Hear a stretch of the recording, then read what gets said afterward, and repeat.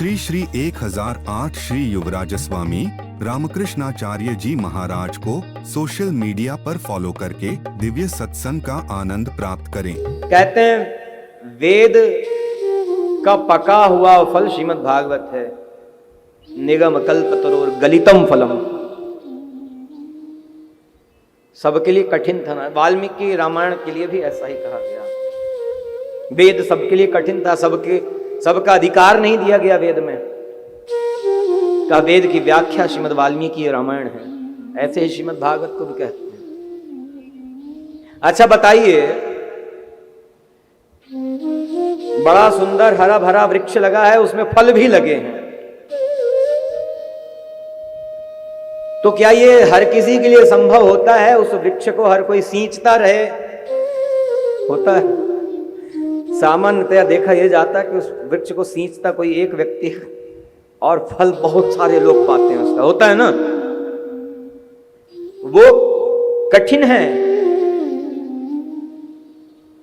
वो संप्रदाय आचार्यों ने बताया है वेद की शिक्षा, लेकिन सामान्य लोगों की सबके लिए कठिन है। तो श्रीमद् वाल्मीकि रामायण श्रीमद् भागवत इस रूप में सबके लिए सरल कर दिया गया है। इसके लिए हठ नहीं होना चाहिए कि यज्ञोपवीत धारण किया नहीं, गायत्री उपदेश हुआ नहीं, भगवान ही वेद रूप में प्रकट हुए। ये कोई कहते हैं भगवान ने वेद को प्रकट किया है, तो किसी का बोया हुआ नहीं है।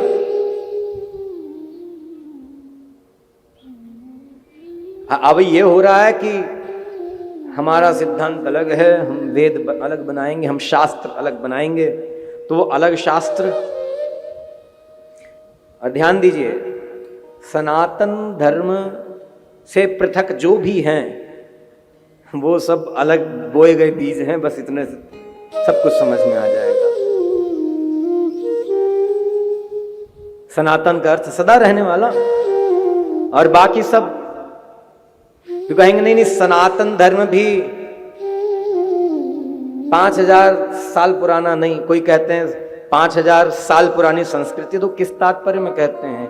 ये कलिकाल, इस कलिकाल की आयु 5100 कुछ वर्ष बीती है, सो कह सकते हैं कि 5000 वर्ष पुरानी संस्कृति है।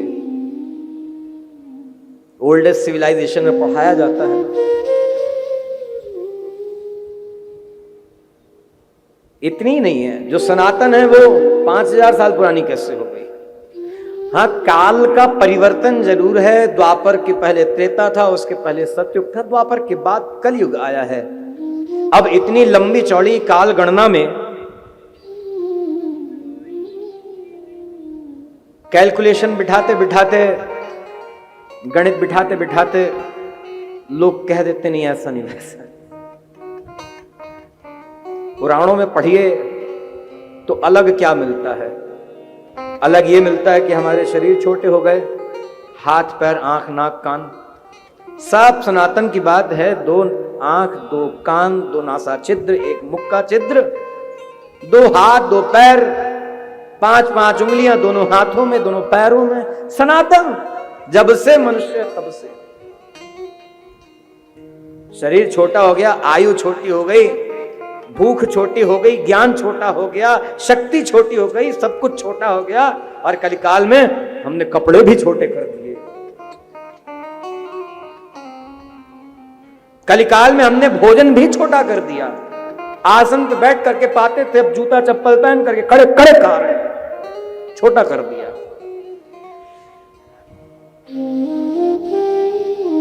तो ये संकीर्णता, ये संकोच है कहां? यहां और यहां है।